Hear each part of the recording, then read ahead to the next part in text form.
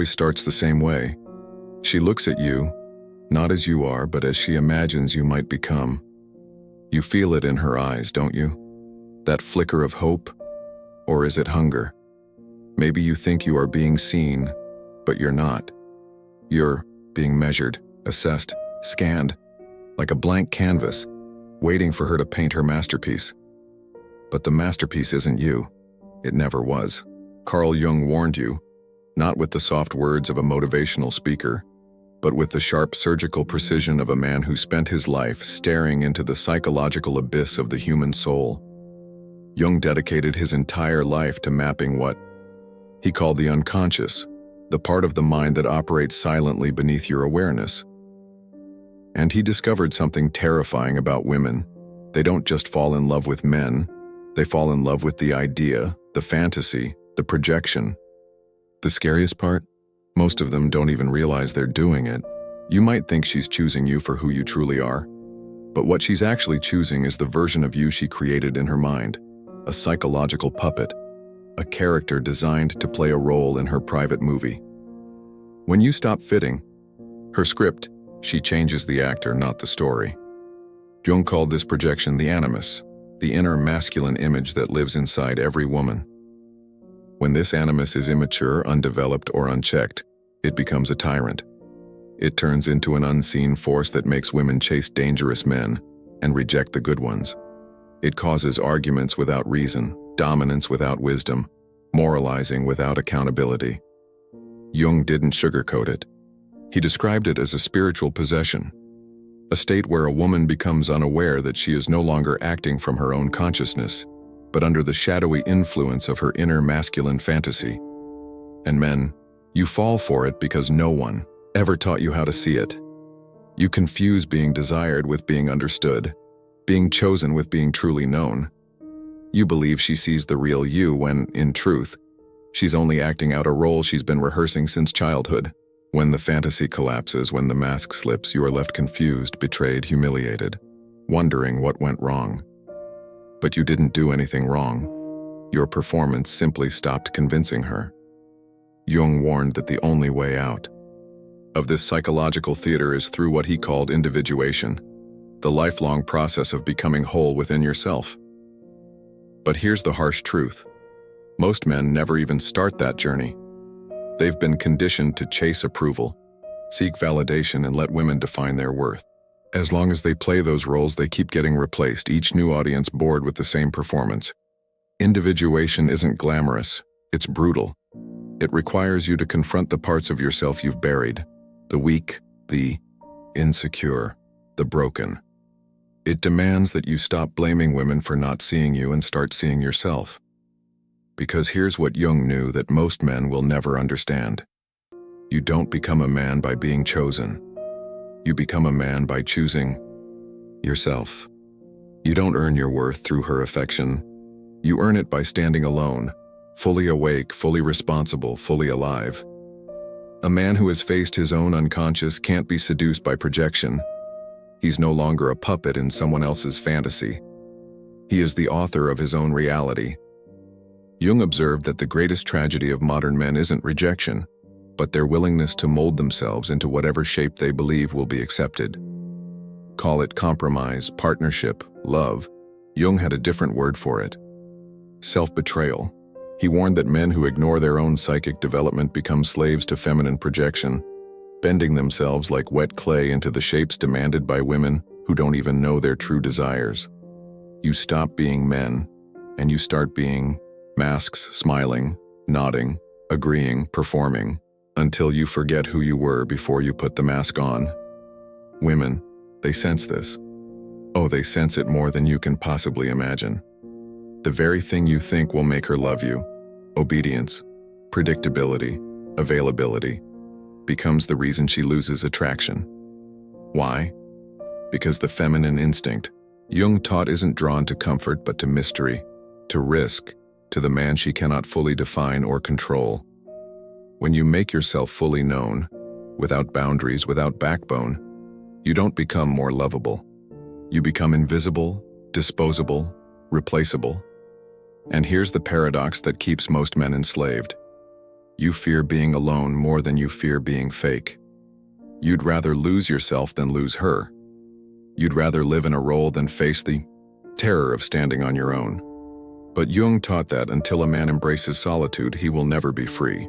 He wrote that individuation is a path not for the faint-hearted, because it requires you to die before you die, to let the false versions of yourself burn so something real can finally emerge. But let me tell you something nobody likes to hear. Individuation is lonely, terrifyingly lonely. As you walk this path, you begin to see things you cannot unsee. You recognize the games people play, the masks they wear, the lies they tell themselves just to feel safe. And when you try to share what you see, most will mock you. They'll call you cold, arrogant, too serious. They'll say you're the problem. But you're not. You're the mirror. People hate the mirror because it shows them something they refuse to face. Jung knew this well. He spent decades studying patients who feared their own shadow, the dark, rejected parts of their psyche they refused to acknowledge. Women, Jung warned, are often raised in cultures that reward them for avoiding that confrontation. They're told they're pure, emotional, intuitive, complete, the way they are. But Jung didn't buy it. He wrote that the greatest danger to women is their unconscious animus, the voice inside that speaks with false certainty, false authority, and moral superiority. He warned that if a woman doesn't face and integrate this inner masculine force, she becomes a prisoner of it, projecting it onto every man she encounters, blaming them for the war she refuses to fight within herself. And here you are thinking, you're her savior. Thinking that loving her hard enough, proving yourself loudly enough, performing well enough, will finally earn her love for you, not just the role you play. But Jung taught that projection is a thief. It steals reality and replaces it with illusion. Until both men and women wake up from that illusion, they will keep repeating the same tragedy, blaming each other, dancing with shadows, never realizing they are caught in their own projections.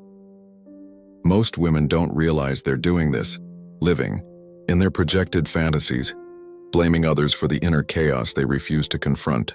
Jung warned that many women are conditioned to avoid facing their shadow, the dark, rejected parts of themselves. Society often rewards them for appearing perfect, emotional, intuitive, complete. But Jung saw through this facade. He emphasized that the greatest danger for women is their unconscious animus, the inner masculine voice that speaks with false certainty and moral superiority. If a woman neglects to face, acknowledge, and integrate this masculine energy within herself, she becomes a prisoner of it. She projects this force outward, onto every man she meets, blaming them for the internal war she refuses to fight. She attributes her own unresolved conflicts, her fears, her shadows, her unembodied ambitions to others, and you, as a man, might believe you are her savior, thinking love, patience, and persistence will change her. But Jung warned that this is a mistake. Men often mistake their role of rescuer as a path to her love, not realizing they're caught in her projection. Projection, this invisible thief, will always distort reality, replacing genuine connection with illusion. You see, the problem isn't that she doesn't love you enough, but that she's chasing an illusion of love that her own unconscious has created. And most men remain blind to this truth because they've been conditioned to pursue external validation, to seek approval, to prove worth through performance. They play the roles assigned by society, trading authenticity for reassurance. But true love, authentic love, is rooted in truth. It requires courage to face oneself, to confront the shadow, to accept that the symphony of life isn't about perfection or masks, but about wholeness. Jung believed that the failure of modern men to undertake this inner journey leads to a collective spiritual sickness, a dependency on external validation, a loss of inner sovereignty. Most men chase after validation, mistaking it for worth. They think that if they can just be desired, accepted, or approved of enough, they will find peace. But Jung taught that this is an illusion. What they are truly longing for is the courage to stand alone, fully present with their own truth. When a man begins that journey of individuation, he starts to shed the false layers, the masks, the performance, the illusions about himself and others. He begins to see the world as it truly is, not as he wishes it to be. This process is brutal. It demands honesty, resilience, and a willingness to face the most uncomfortable truths about oneself. As men walk this path of individuation, they start to realize something profound. They are not victims of external circumstances or the actions of others. They are creators of their own reality. Jung emphasized that true power comes from within. When you stop blaming others for your suffering, you begin to see that your entire life has been a reflection of your inner world. You've been conditioned to seek validation from women, to chase their approval, to define your worth through their eyes. But this is a trap, because when you rely on external validation, you give away your sovereignty. You become a performer, playing a role that others have scripted for you, desperately trying to gain applause. However, the real freedom begins when you realize that you don't need anyone's approval, when you accept yourself fully, with all your flaws and strengths. This acceptance is the foundation for authentic masculinity. It's about standing tall in your own truth, not because you're perfect, but because you are whole. Jung warned that society often disfavors this kind of man. The individuated man is misunderstood, feared, and sometimes rejected because he no longer fits into the collective illusions that keep the status quo alive. He is seen as distant, arrogant, or cold. But the reality is, he's simply unshakable, grounded in himself, unmanipulable, untouchable by projection and illusions. Most women subtly sense this change. They can feel when a man no longer plays the role he once did, when he no longer seeks to fix or please. And because of this, they might react with resistance, accusing him of being distant or unavailable. But in truth, they're responding to his authenticity, even if they don't consciously realize it. When you fully embody your true self, without masks, without projections, you become invisible to the superficial.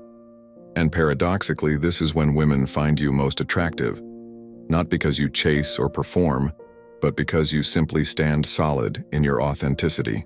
She won't need to change you, nor will she be able to manipulate you. You're no longer a character playing a role, you are the author of your life.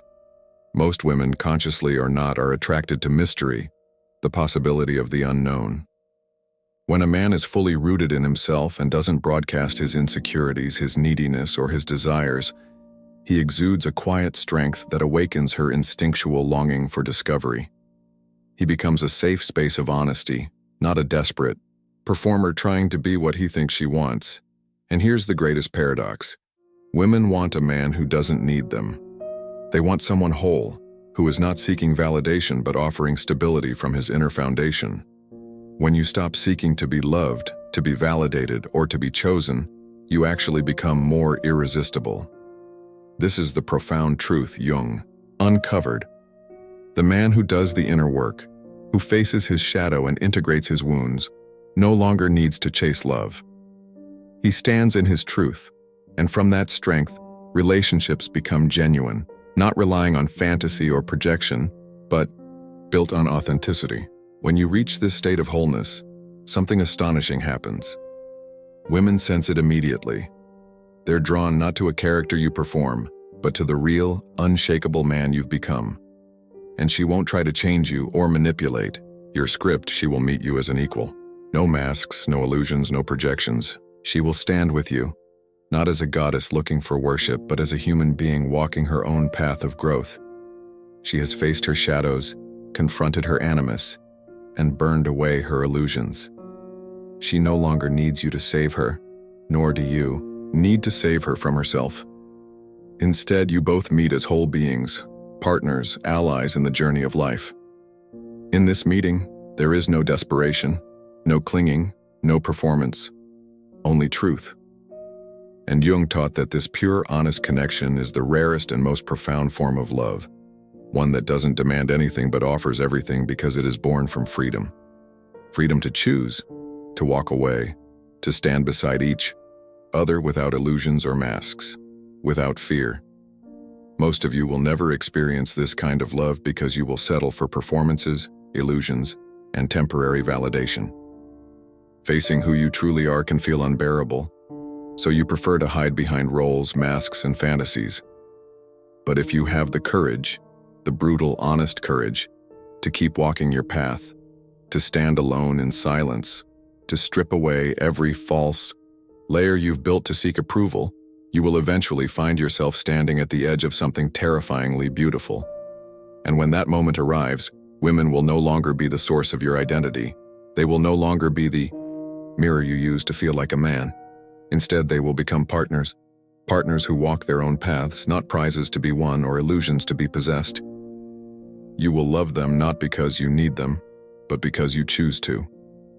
From a place of strength, from a place of wholeness, knowing fully who you are, without apology. Carl Jung didn't leave you a roadmap, but a warning.